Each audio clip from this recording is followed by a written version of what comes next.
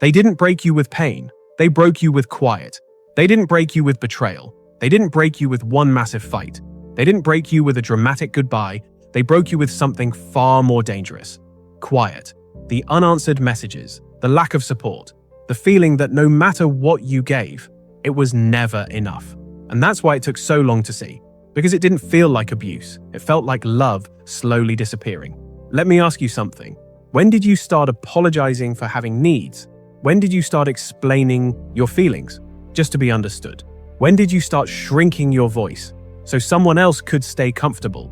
You weren't born doing that. You learned it, little by little, conversation by conversation, disappointment by disappointment, until one day you stopped asking for what you needed, not because you didn't need it, because you stopped believing you'd receive it. The most dangerous relationships aren't always loud. Sometimes they're quiet, so quiet you don't even realize you're being hurt. You celebrate the bare minimum. You become grateful for simple respect. A kind text feels special. Basic attention feels like love. And slowly, your standards fall lower and lower. Not because you're weak, because you've been starving emotionally for so long that crumbs start feeling like a feast. Disrespect rarely arrives all at once. It lives in the small moments. The interruption when you're speaking. The joke at your expense. The ignored message. The forgotten promise. The eye roll. The silence. The feeling that your presence matters less than everyone else's. And every time it happens, you tell yourself the same thing. Maybe I'm overreacting. Maybe they didn't mean it. Maybe I'm asking for too much. No, you're not asking for too much. You're asking the wrong person. The hardest truth isn't that they failed you. The hardest truth is how long you stayed trying to earn what should have been given freely. You showed up again and again and again.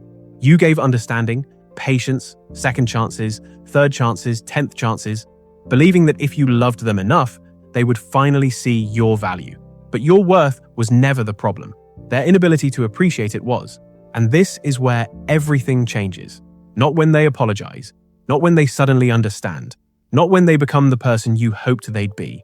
Everything changes the moment you stop abandoning yourself, the moment you stop shrinking, the moment you stop calling pain love, the moment you stop confusing survival with connection. Because real love doesn't make you earn your place.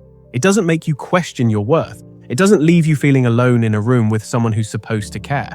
Real love feels safe, consistent, calm, and most importantly, it never requires you to become smaller to keep it. You survived the version of yourself that didn't know any better. Now honor that survival. Choose yourself. Protect your peace. And never go back to a place that made you forget who you were.